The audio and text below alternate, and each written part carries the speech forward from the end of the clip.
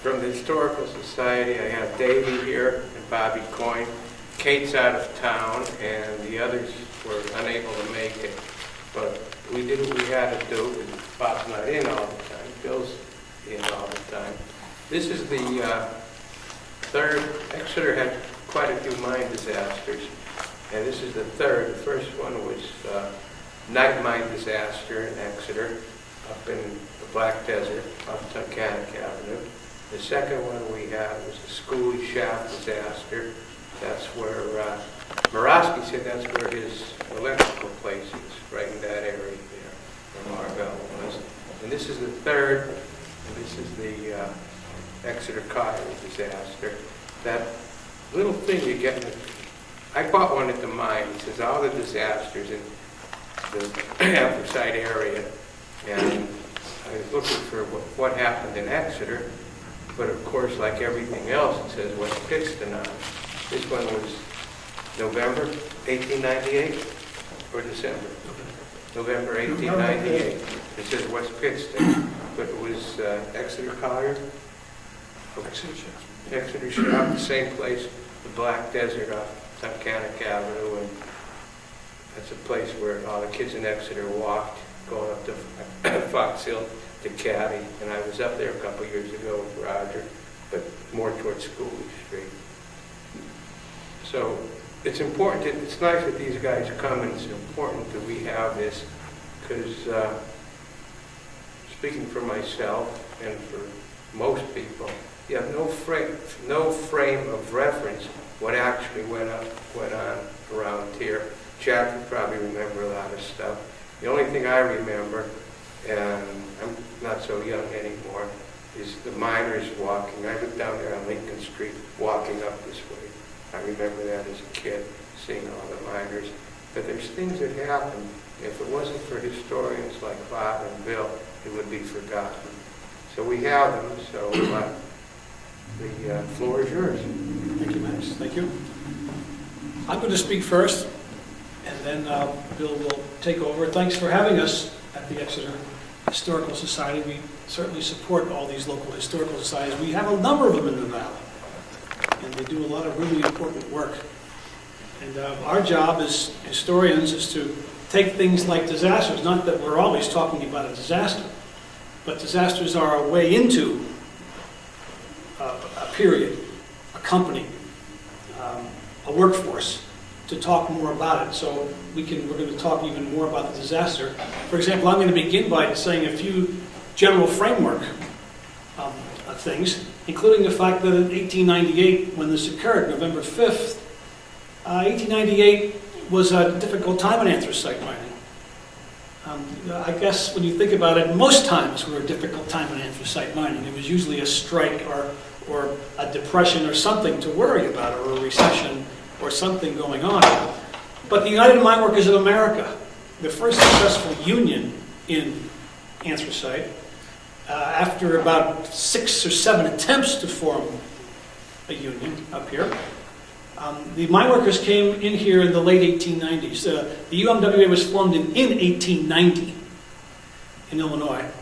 And it came to anthracite in the mid-1890s. And it began to organize the men. The men were dying for some organization because they weren't getting the kind of raises they wanted. And they were working very long hours, and it was very unsafe conditions. And the companies treated them pretty badly. They needed representation. Those who don't like unions today, and that's really most people in the country today, that's what the opinion polls show, don't know the history of why you needed them. Study the history around here and you'll see the men were willing to die for it. And many of them did. They would go on strike like in 1925-26, they were on strike for 6 months. And this is before, welfare, before any kind of public assistance. They were not going to give in. They were tired of the starvation wages. They were tired of the lack of safety.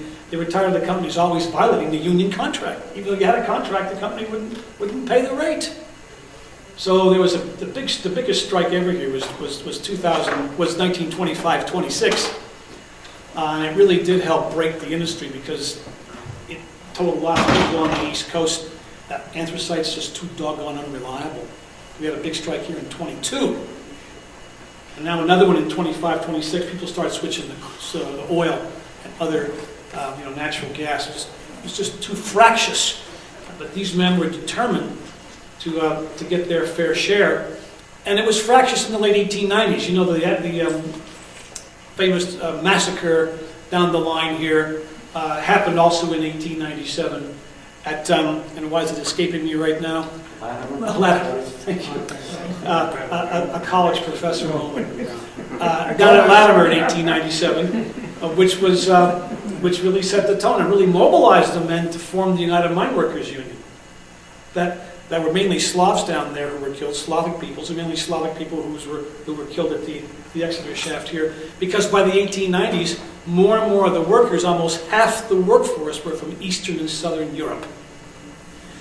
The Eastern and Southern Europeans come in after the big strike of 1875. When the other union, the Working Men's Benevolent Association, the WBA, was the first really successful union around here. A big strike in this, all through the summer of 1869. Men from all the regions finally joined. Usually one region would go out, but the other region wouldn't. So the Schuylkill region would have a strike, we wouldn't go out up here. And then next time we have a strike, they'd say to us, come on out, and we'd say, you remember last time you didn't come out, so now we're not going to go out. But finally they were brought together in 1868, 1869, and the companies didn't like this. So they were determined to break this union by bringing in a lot of overseas workers. They went out looking for them. They had agents. Because the Welsh and the English and the Scottish and the Irish who were already here, they were strong unionists for the most part. John Siney, Irishman, led the Working Men's Benevolent Association, for example. So that fractured the workforce for a generation. The immigrants were Catholic. Those that were here were largely Welsh, Protestant, including the Welsh and the Scottish and the English, although the Irish were Catholic. And they had Republican Democratic differences. There were a lot of differences, occupational differences, because the new guys came in mainly at the bottom as laborers, whereas the Welsh had risen up, and of course the Scottish had risen up, and they were mainly miners, although there were laborers and miners in both groups. So it was a contentious time in the 1890s because the immigrants were increasingly squeezing and putting pressure on those that had been here from Britain. And in 1898, Ireland was part of Britain. My apologies to the Irish people in the audience. Wasn't there a riot in Exeter? Yeah, there was one. Kate had there was a riot on Main Street in Exeter. A racial, ethnic riot? What? Yeah, I don't know. Yeah. I don't know about it. Yeah, we had lots of racial conflict. Called it racial, but it was really ethnic. 1909 kids, that was right out here on the corner. Is that right? Shot and killed. Which groups? The miners, I don't. Okay, And 1909. Coal Barons sent out the cops during the end of payroll, and they shot somebody there. Yeah. Trying to keep them calm. Didn't work. Lots of murders around here. Pittston had over 20 in 1928. 26, 26, I think. including the dual murder of Alec Camel and John Riley with submachine guns. By the mob. So it was a tough time. The 28 was a tough time. But the late 18 after Latimer, so this disaster happens in the midst of a lot of trouble. And the men are very concerned about safety. And here we have an accident that is just the damnedest accident you ever heard. Bill Hastie's accustomed to saying that a mine has 10,000 ways to kill a man. Or at least 1,000. And this is the darndest one you're ever going to come across. A brief sketch before Bill provides the detail. 3 loaded mine cars plummeted 260 feet, 260 feet, down the Exeter colliery shaft and smashed into a descending cage, elevator, carrying 10 men. These 3 cars were part of a trip of 6. The 3 other cars didn't go down because the guy spragged them at the top. He spragged the whole trip. But 3 made it down. They're 10 tons. And the guys at the bottom, they were 10 feet from the bottom. It must have been just pulverized. Just pulverized. Because you're not coal falling that distance, 10 tons. They must have been smithereens. They were brought out the night shaft, which we've also talked about. In fact, there's a handout up here of our previous article when we spoke to you guys last time on the night shaft. Max brought these. You can have one later on. That was in 1871. So this was part of the same colliery. And it was the darndest thing. And here are the deceased, and they messed up the spelling of the names, and I'm sure they messed up the ethnicity. Michael Smith said he was Russian, age 48, a minor, married, 3 children. That was obviously, an Ellis Island name, or something like that. Yeah, does that give their home address? Some do, some don't. Joseph Andrzejewski, which is a Lithuanian name, but they called him Polish, age 38, minor. Joseph Kulak, Austrian, probably Polish, but the Austrians ran a lot of Poland way back when. So his birth certificate might have said Austria. Age 30, a minor, single, Mason Street, Exeter. Michael Brazuka, Polish, age 26, a laborer, Mill Street, Pittston. Andrew Tinchko, Hungarian, age 41, minor, married with 3 children, Mason Street, Exeter. Michael Podisbani, Austrian, could have been Ukrainian, could have been Polish, could have been a lot. Age 41, a minor, married, 2 children, Exeter Borough. Joseph Winslow, Hungarian. Now I guarantee you Winslow is not a Hungarian name. But he's age 56, a laborer, wife, 6 children in the old country. From Sturmerville, which, as you know, was a section of Exeter. And finally, Raphael Alexanis, who really was, I would guess, Lithuanian, a minor, age 26, Sturmerville. He died later. He actually died in the hospital. One guy survived miraculously, William Putas. Ethnicity unknown, Putas could have been Lithuanian. Age 36, a minor, single from Sturmerville. How he survived, no one's quite sure, but he must have been in the corner where there was there was enough support around him in that corner. Now the workers' families, along with the investigators, because there has to be an official investigation after every mine accident. The coroner gets involved, the state inspectors get involved, and of course the owner of the mine, the Lehigh Valley Coal Company, all wanted to know how it could have happened. How does a trip of cars go crashing down a mine? There were some main actors in this, and Bill will talk about kind of the technicalities of how the freakiest accident that I've ever heard of happened. Oh, you're ready? Well, the 6 cars of coal came from the Red Ash shaft. The Red Ash, there's pictures of the Red Ash shaft over there. That was located beyond Mason Street, a half block, and between Penn Avenue and Lincoln Street. And they would take the coal from the Red Ash to the breaker to... That was a pump house for years, wasn't it there? That was a pump house for years, wasn't it?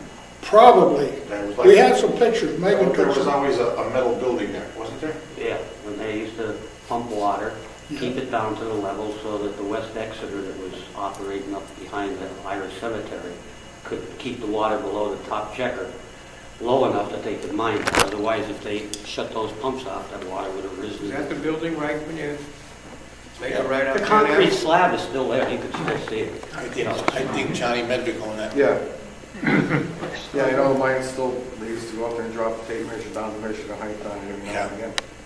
Or you actually can measure water there. Yeah, the state used to come in. Relative to where we are? The question is, where's it located? Where's the shaft located? Bill? Lincoln Street. It's actually on Red Ash Court or something. Yeah, Is that what Red they Ash call it? Court. It's like right behind, it's an alley that if you go straight up Penn Avenue, Okay. all right, and you'll see an alley, instead of going on Mason, go straight through it. And it'll take you right around the curve. Where are we, down by the river? No, it's No, no. right here on Lincoln Street. The other end of Penn Avenue. Go over the railroad track? Hey, right. Yeah, come to an intersection.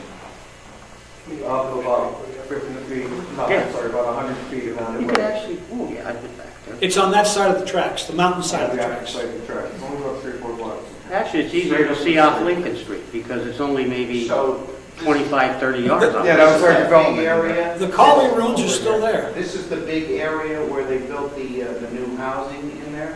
Mhm. On Yes, the back road. yes, pretty close by. That's the big area that used to be nothing but comb land, and that's where the Exeter shaft was? Yeah, Well, the Exeter... Red Ash. The Red Ash shaft was there on Red Ash Lane between Lincoln and Penn Avenue. But the Exeter shaft was closer to West Pittston along the DL&W tracks. Up See, there's near pictures Fox of them all over Hill. there. Up near Fox Hill. All over the See, golf course. See, a colliery often had 3 and 4 different shafts. So you have, it's a whole plant, the whole colliery is, so you have the Exeter shaft, the Red Ash shaft, you have other shafts, so it was a big area.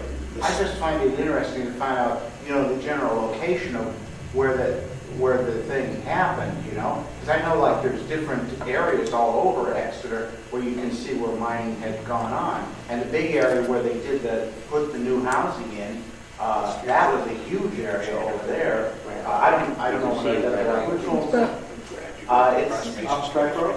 It's off the back road, like if you're on the back road, there's townhouse development down in there. Just before you get to the right-hand turn where you go up behind the golf course. And there's a big wide area on the right-hand side. You know what I mean? Not toward the golf course, and which way you want? Going toward Falls, okay, on the back road. On the right-hand side, there's a big wide area, because I know when I was younger, I used to go back there and shoot, and it was so vast, you could do that. There was so much comb and mining area. Is he thinking of the Stevens? No, That's the the townhouses. Well, the Stevens are way out. Wildflower. Yeah. Wildflower.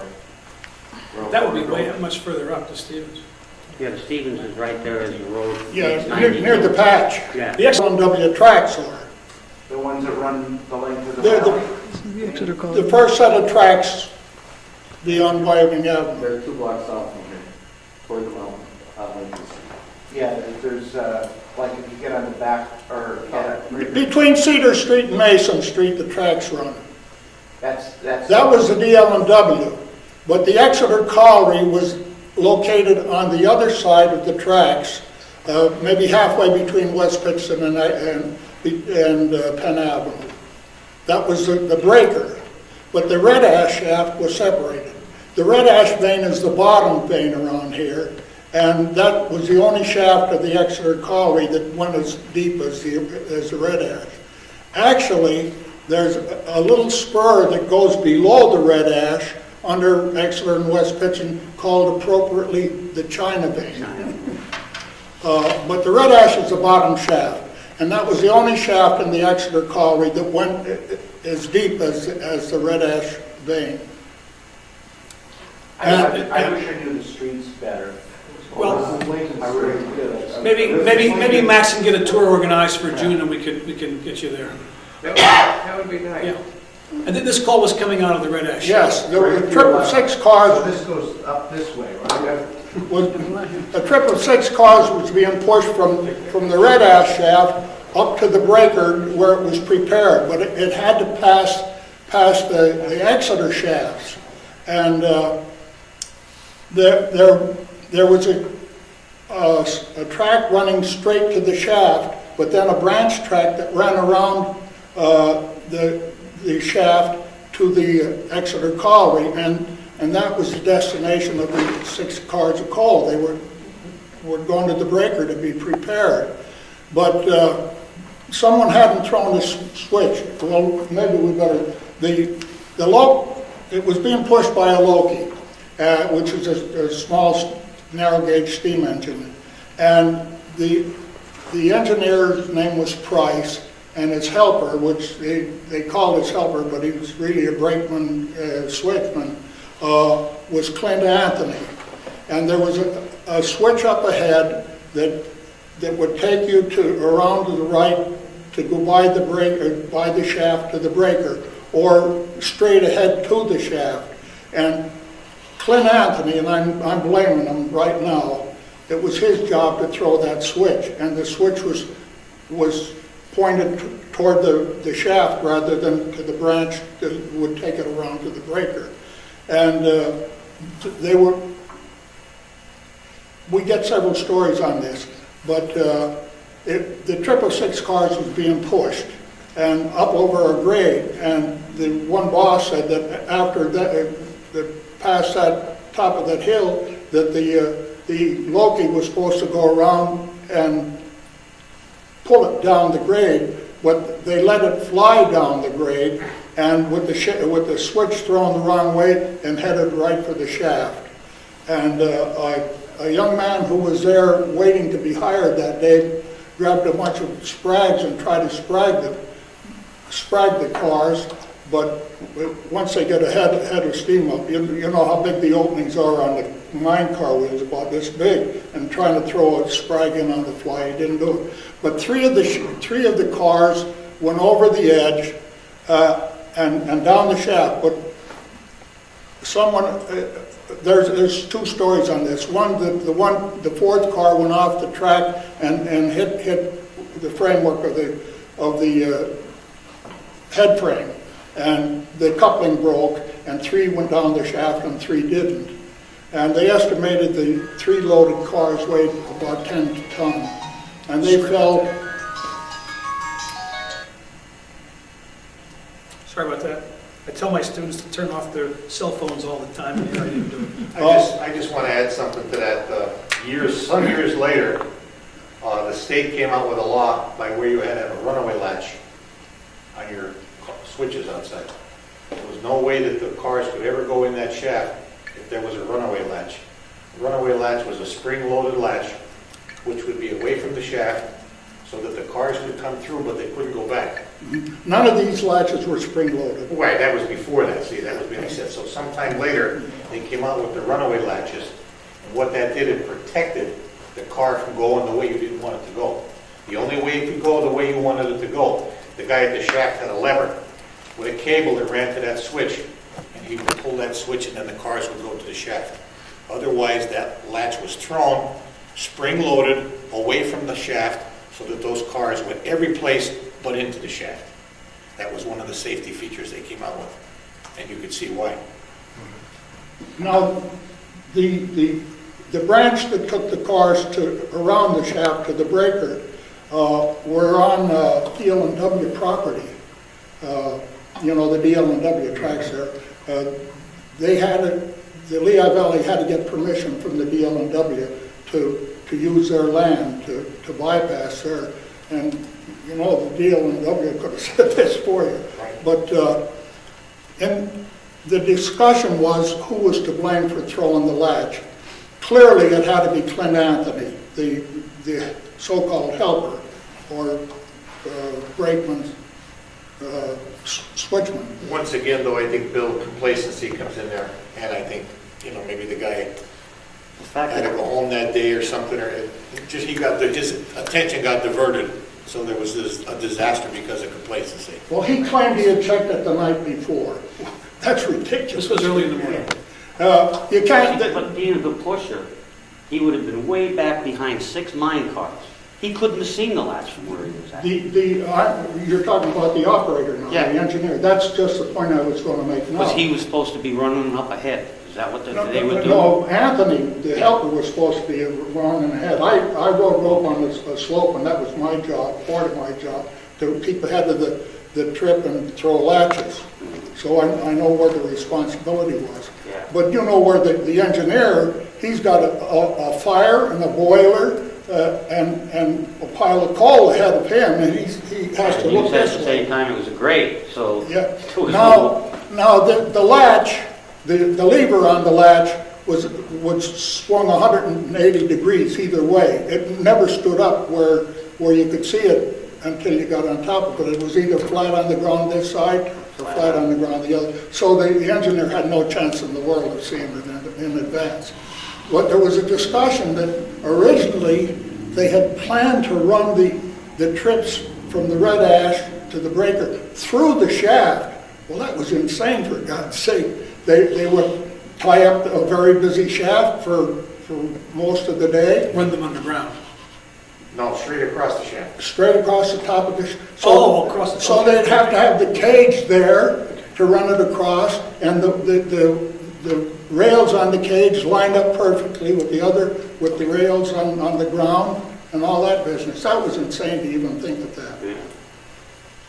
Now, I'll give you some comparison about the impact of this 10-ton of cars and coal falling 260 feet. The cage was was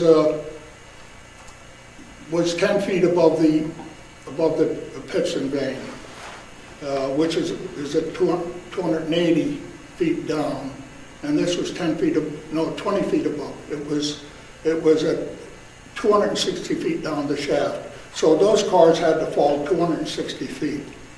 Now, in 1935, there was a disaster at the South Wilkes-Barre colliery in which a boulder estimated to weigh 250 pounds came loose from the lining of the shaft and fell down 400 or 500 feet onto the cage, and it crushed the one side of the bonnet of the cage and knocked that off to the side, and it went down to the bottom of the shaft, and the boulder continued on through the floor of the cage, which was 3 inches thick. Now that's just 250-pound boulder, and it also compressed the other half of the bonnet of the cage.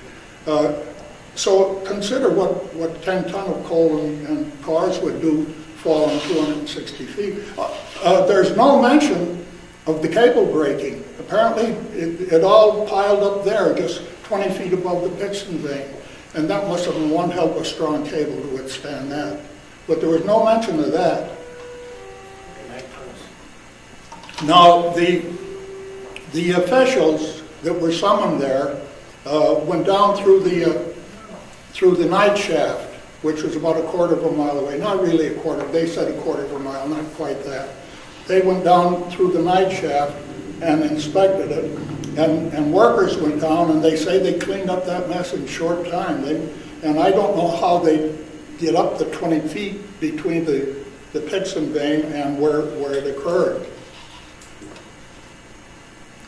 I should come in here again and say that that Anthony, Clint Anthony, and Price, who was the engineer, David Price, they were turned over to the legal system and charged with negligence in this. They're both charged with negligence. They had at the big inquest the superintendent, whose name was W.D. Owens, Lehigh Valley Coal Company superintendent. He testified. The mine foreman Thomas testified.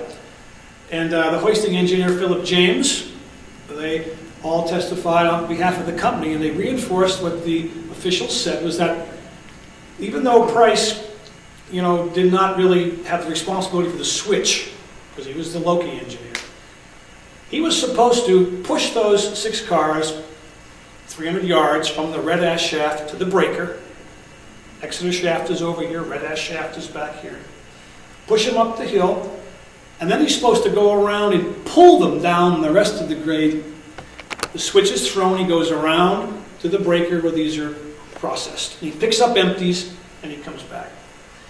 He pushes these up the hill, and he flies them, as Bill said, which means he doesn't come around and pull them, he lets them coast.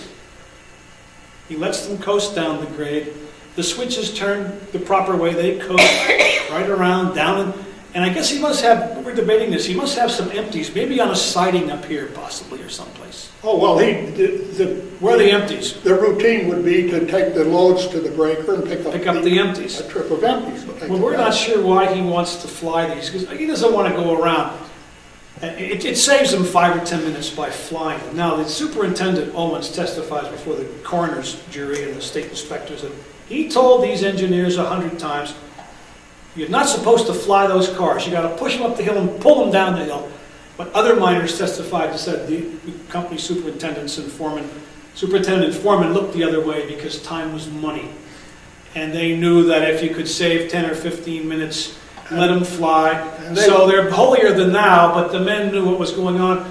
So as a consequence, these men did not experience, severe sanctions for this. Well, they'd be making 50 trips a day, so whatever time they could spend. Sure, 50 trips a day, 10 minutes, 15 minutes a time, you do the math. Well, maybe 30 trips, because they'd be taking more than 6 cars a trip. Yeah, that's usually. True. Yeah, a couple shifts. So, this is the typical problem with safety. You blame people responsible, but there's often the whole structure of wink, wink, take a chance, take a cut off a pillar, take a skip off a pillar, or let some cars coast. But Clint Anthony was the switchman, and his only defense was that at least the Loki engineer, Davis could say, Price could say, well, I know the official rule, I knew the policy, but look, all the engineers were letting these cars coast, so he had a defense. Anthony's only defense was he had checked the switch the night before, and that was not. There was, I guess, he was there the night before for some reason, and he let it go, and then didn't go up there and check it. And then when they cut him loose and they were coasting, they quickly realized it didn't take the right turn. It was going right to the shaft. There was a huge plank in front of the shaft. It was about 4x8 plank or something, really, and these went right through. So they must have got a good head of steam going down that. Then this other fellow who was waiting for work, he grabs a sprag. Now I'm not sure if everyone knows what a sprag is, but it's a piece of wood, sort of like a nip, like a big nip. Yeah. Did you ever play nip? Tapered on both sides. Yes. Tapered on both sides, and you shove it in the wheels of the coal cars, and you slow them down. You throw it, you never stick it. You can throw it. Yeah, you because put your hand it off jams, it catch your hand between the sill of the car and then break your hand up. So this fella Adams, who was just a rookie, he might have saved the 10th guy's life. Probably did. If all 6 went down, you don't know. You don't know what would have happened. But at least nothing did that. happened. What's that? Nothing happened? No, there were no repercussions to this. Where did they have the hearing? They went before a judge. We hunted this down finally, and they were just sanctioned and said that they were negligent, but it was an accident. And they weren't charged with manslaughter, for example. That was pretty big news at the time, because Kate brought me an article. It was in the New York Times. Did you know that? This article? Oh Yeah. yeah, this was in the New York Times. Oh yeah, this made New York Times. Yeah. Yeah. But they weren't charged with manslaughter, which could have been the only thing they could have been charged with. It was just negligence. I think what saved them was that the company policy was one thing, but the company let the men bend the policy. So the workers were, seen as kind of like, if they did it to the letter, the bosses would have been on their case. So they were damned if they did, and they were damned if they don't. So that's why there was no charge of manslaughter. Jack, you're a musician. Did you know Monk Anthony? Yes. Was his uncle. Clint was his uncle. Is that what his uncle? Yep. And what played piano? He's a keyboard, monk. Yeah, and clarinetist too. Yeah, so I should mention that 1898 was a bad year around here for fatalities in mines. Within the entire industry, there were 411 deaths in 1898. 411. Within a total workforce of 142,400 men. I repeat that. The workforce was 142,400 men. The workforce around here peaked at about 180,000. Now I'm talking about the whole northeastern Pennsylvania anthracite industry, the 4 fields. The southern field, with the northern field, and the 2 middle fields.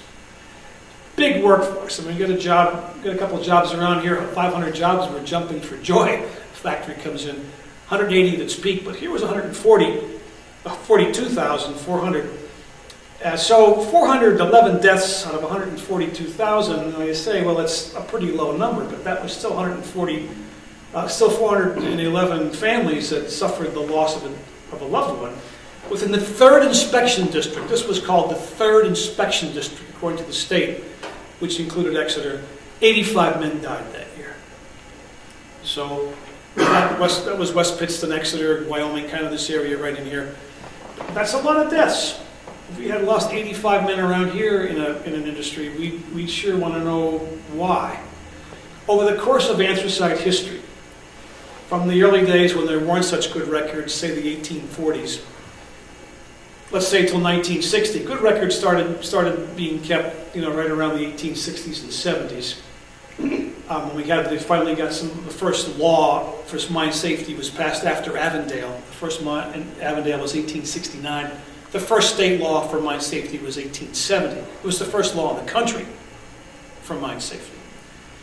Pennsylvania was always in the forefront of mine safety. March 1st, 1870. 1870, signed by Governor John Geary, who really pushed for this real hard. He was a Republican. He was a progressive Republican.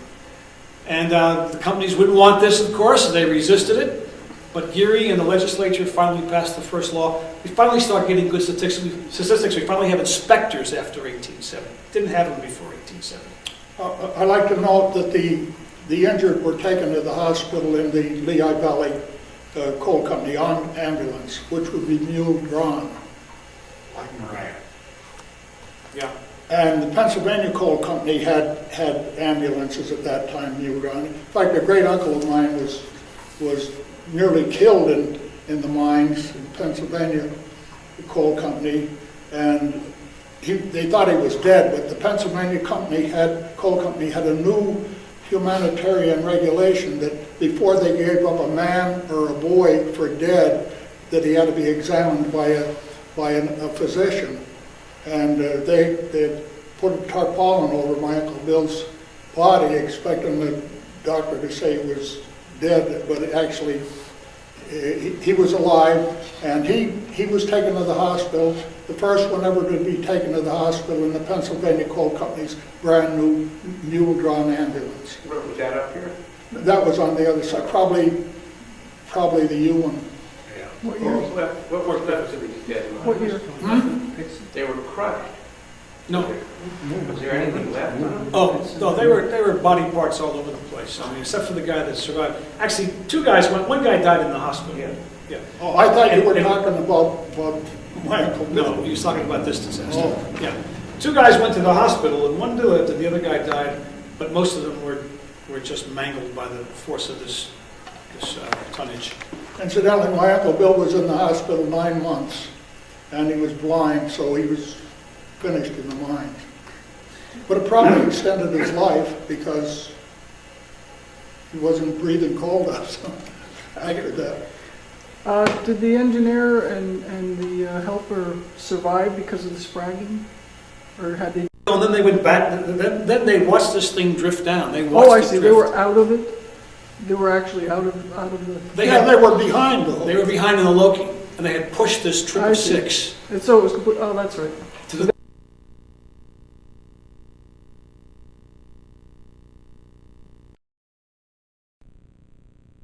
Besides that new hiree on that day? Everybody saw this. I Well, mean, it was pretty apparent. The shaft headman wasn't there yet. This happened at 6:15, and he wasn't to start till 6:30. But I worked ahead of the shaft, and by official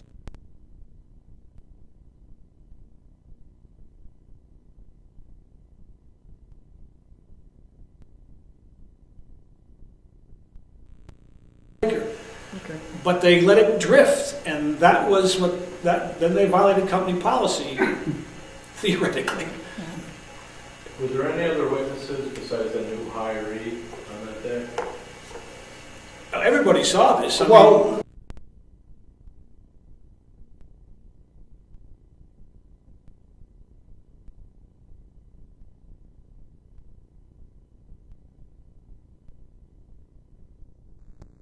down the grade. And then he would run ahead and throw that switch, and they would go around to the breaker. Okay. But they let it drift, and that was then they violated company policy, theoretically.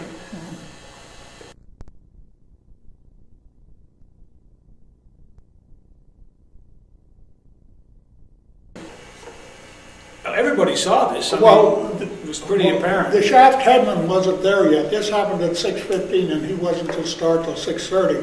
But I worked ahead of the shaft, and by official starting time, we had loaded 9 cars of supplies. So we were there a long time before the mine. Well, you know, the miners, they came to work an hour early. They were 2 milling hours. around. In fact, Adams was milling around over here, and that's when he goes over and decides to sprag and try to stop this.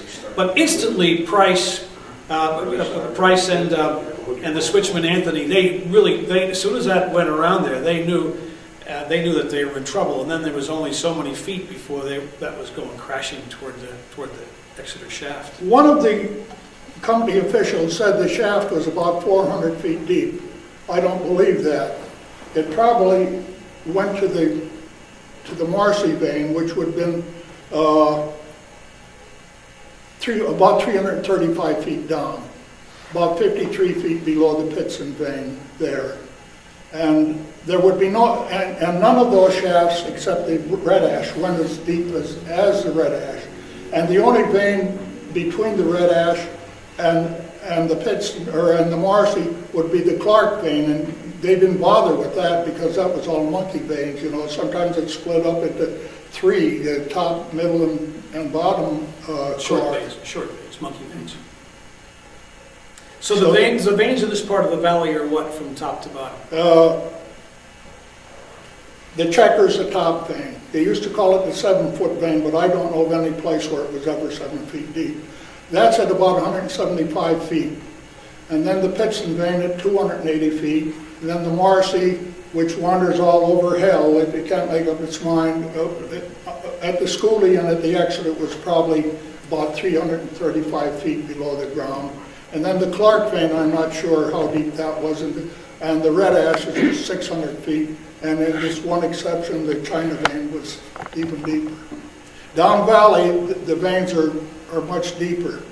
A comparison, at the lower end of the Pittston or Wilkes-Barre River Common, the Abbott vein, which is the top vein, is 700 feet down, whereas the red ash vein up here, the bottom vein, is only 600 feet down. So the top vein in Wilkes-Barre is lower than the bottom vein in the upper end of the valley. You know, it's vein and then rock, and then vein and then rock. Sort of like a building. Coal mine's sort of like a building. You got a shaft, you got an elevator, taking men, mules earlier on, supplies, and the coal cars coming up elevators for a long, long time. And then we hollowed out this room, we took the coal out of it, but we left the pillars in. We left pillars. And then the next thing, we have a gangway right here, and on the other side you see the same thing, pillar, then a room and then a pillar, a room and then a pillar. You left the pillars to support the integrity of the mine, and they come through later and they take out those pillars. Robbing pillars was legal in most parts of the mine, not in all parts of the mine, but that was the second and the third mine. They'd come through and start down that end, and they'd take all these pillars out. And of course it led to a lot of caving around here. A lot of caving was caused by the legal robbing of pillars. And goodness gracious, Exeter, West Pittston, you guys had serious caving. In our neighborhood in West Pittston, there was a huge squeeze, and it had to be in the Pittston vein because it went down about 20 feet. The mine would squeeze because there was no internal structural support. The whole mine would shift. And the courts looked at this, and the courts held the companies blameless for surface damage. Major court decisions in the 20s and 30s, U.S. Supreme Court decisions, as a matter of fact, where Oliver Wendell Holmes cast the deciding vote, 5-4. The companies are not liable for surface damage after 1922. They were before 1922. But the Pennsylvania Coal Company took it right to the Supreme Court.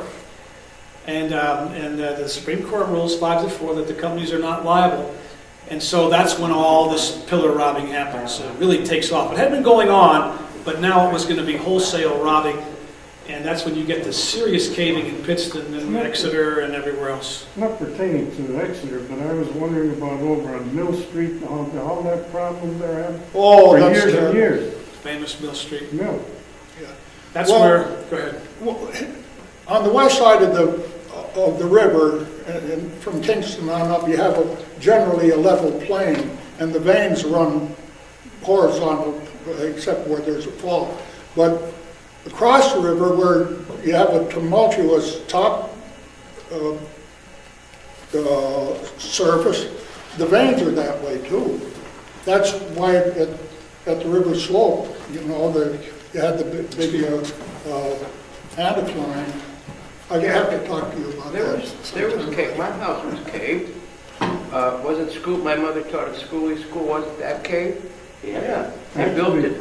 Cedar Street was level at one time. Pittston High School was caved for how many years? What, 6th Street School in Wyoming, they closed the gym and the auditorium Yeah. until the day they tore the school down, but the rest of the school was okay. And the former West Pittston High School on Luzerne Avenue was idle for years. Yeah. Like not even Okay. caved the whole. They said you could see right to the railroad track from right here.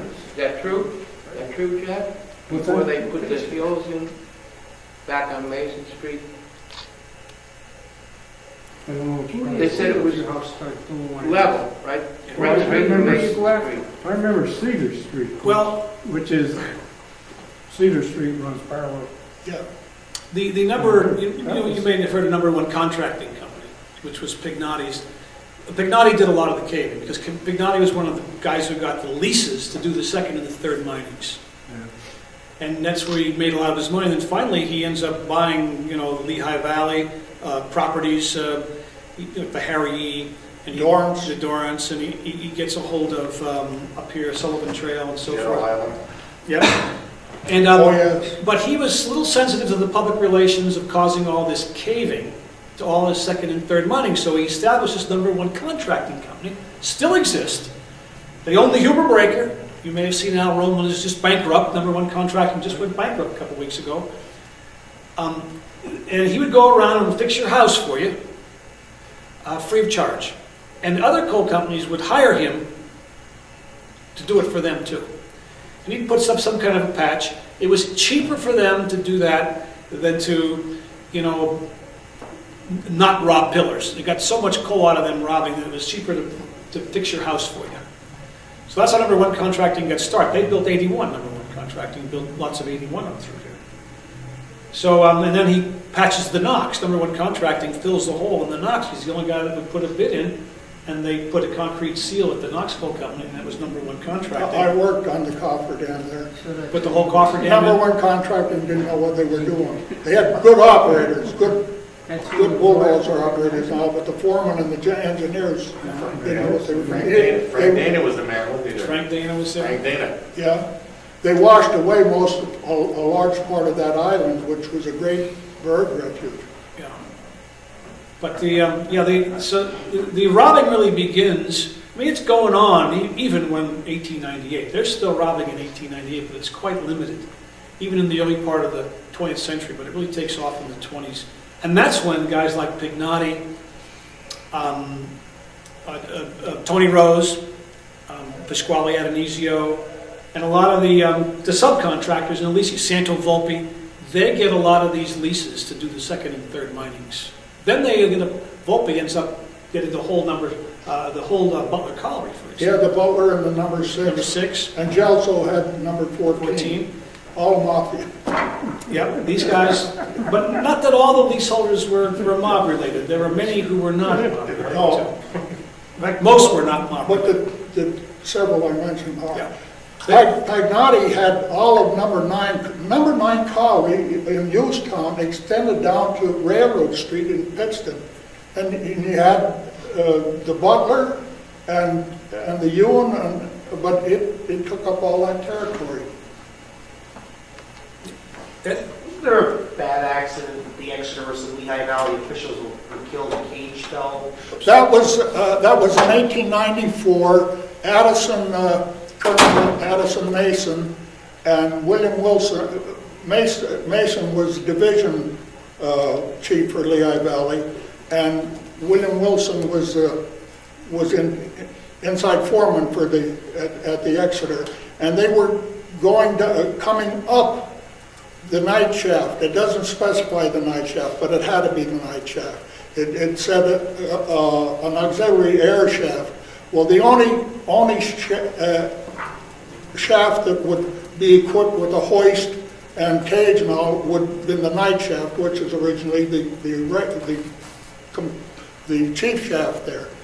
They were coming up, and apparently the guides, there are guides that run down the side of the shaft, and there are brackets on the cage that fit around those guides, and then the shaft guides wear out in time, and the cage swung free of the guides and caught under the bunton. And they must have had one hell of a strong hoisting cable, because it ripped the cage apart, and the bottom fell to the bottom of the cage fell down to the bottom of the shaft, and those 2 men were killed. They also had a lot of problems in the wintertime with ice on these shafts. Oh! How many guys fell to their death? They'd be out there chopping ice so that the cage could go down, slip, gone. What would happen there, if the cage was in constant motion, it'd wear the ice down, but between the night shift and the day shift, there was 3 or 4 hours, and the ice would accumulate, and then the shaft man would have to go down and be sliding along those buttons, chopping ice with 300 feet of space below. Mine has 10,000 ways. The darndest way I heard is an individual miner get killed. I may have told some of you the story. A man was killed by a dead mule.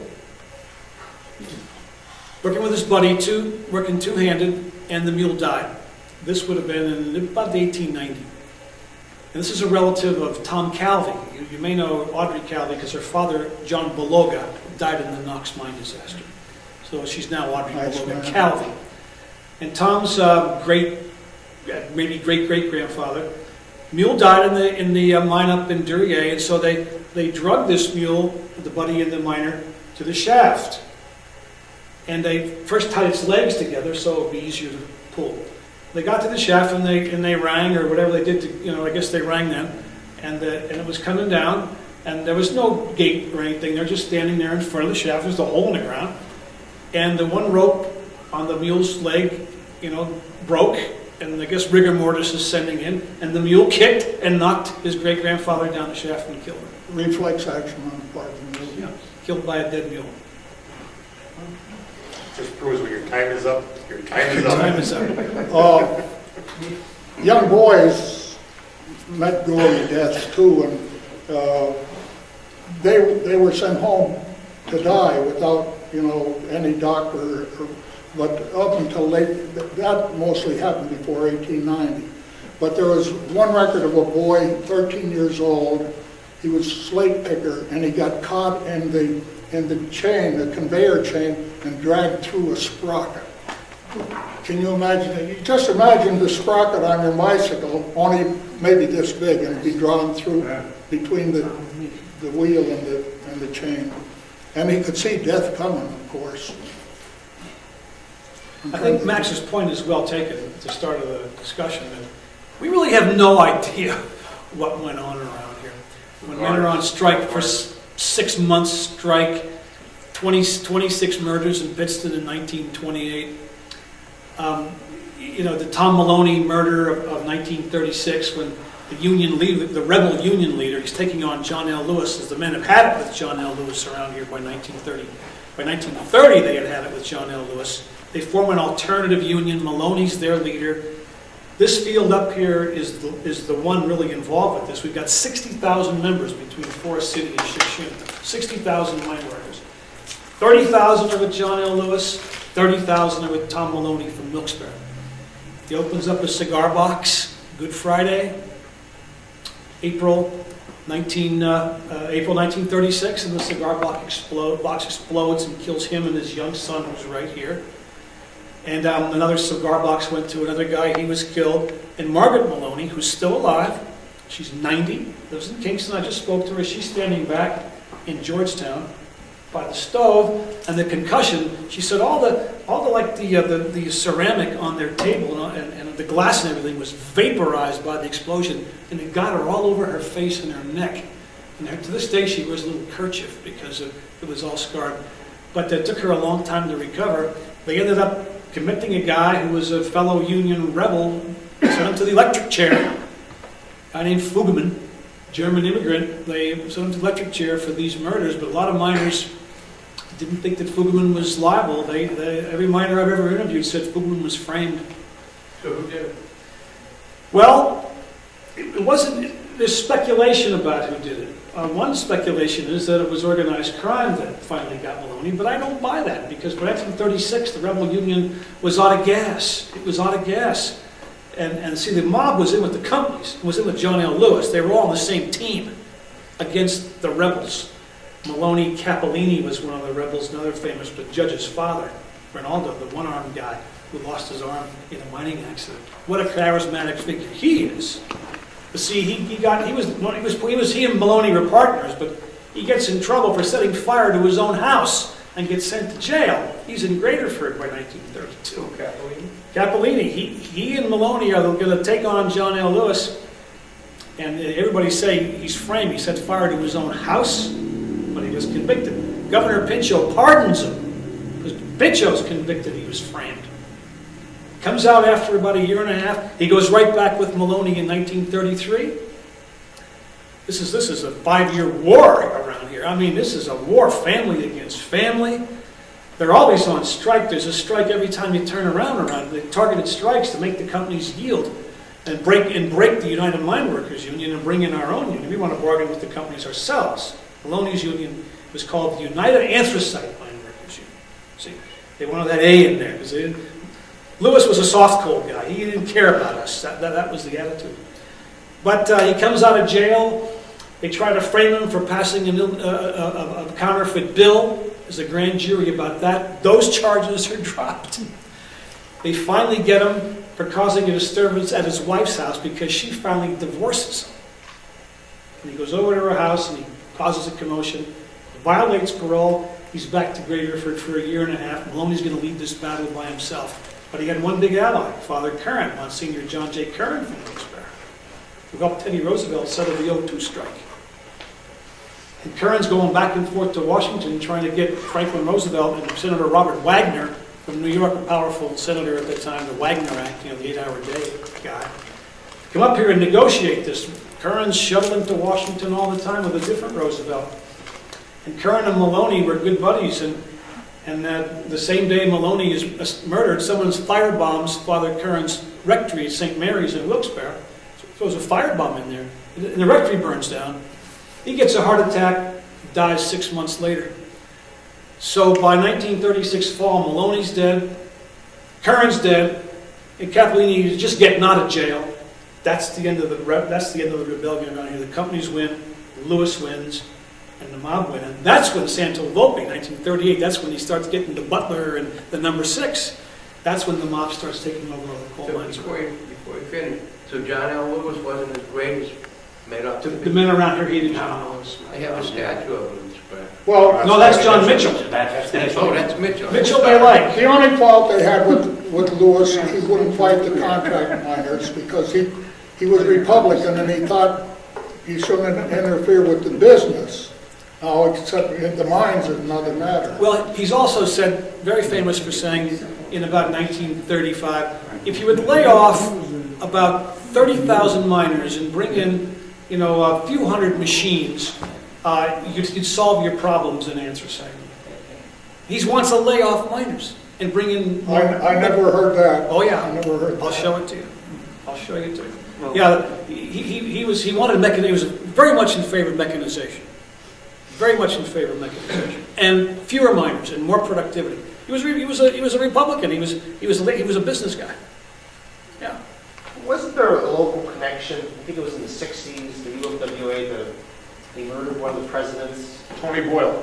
Is that what it was? Like, it's in that movie, Harlan County. Remember Tony Boyle? Yeah, I don't think I didn't like Tony Boyle, but I don't think he was guilty there. That was purely a local in western Pennsylvania that hated the guy that was murdered, who was something That of a was the rebel. 70s, wasn't it? He killed his family, too. Was there some family? Yeah. Jock Jablonski. They killed Jablonski. They tried to pin it on Tony Boyle. In fact, they did. Yeah, he went to jail. He died at Dallas. He died at Dallas. I don't. Yeah. That was in Hazelton area? No, it was out western PA. Clarksville, I think. That whole thing was too That's clumsy what for it to be authorized by No. the president of the United States. It would have been handled differently. That was, they were Might have members of a been, local but in western it wasn't. Pennsylvania. that hated Jablonski was from Jablonski. Clarksville, Pennsylvania. I think it was Clarksville out western. He was a soft coal guy. He was running for the presidency of the UMWA. Lewis retires in 1962. John L. Lewis was president of UMWA from 1919 to 1962. He's an absolute dictator. He doesn't want any democracy. All the elections around here are a frame-up. And the men know it. And that's another reason why they hate it. Last thing he wanted was a fair election. Jablonski had already lost the election. That's right. So He was wasn't a challenging threat. it. He was wasn't a challenging it. threat there. So Lewis leaves in '62, and then Tom Kennedy from Hazleton comes in. He was a local boy, one of Lewis's really good men. And then he doesn't last very long. He retires, but then dies soon thereafter. And then W.A. Tony Boyle comes in. And he's convicted of murder of Jock Jablonski. He's sentenced to chase. and he dies in Chase. He had gone to jail in 1960 for contributing funds from the miners' general fund to Hubert Humphrey's campaign. That was 1968. What people don't realize, that unions can't use the members' dues for political purposes. They have to form political action committees for that. And Boyle apparently made a contribution out of the general fund.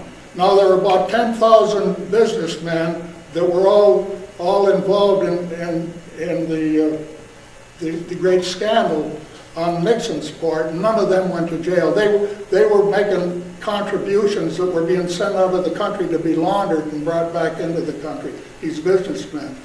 And nothing was done about that, but old Boyle went to jail for violation.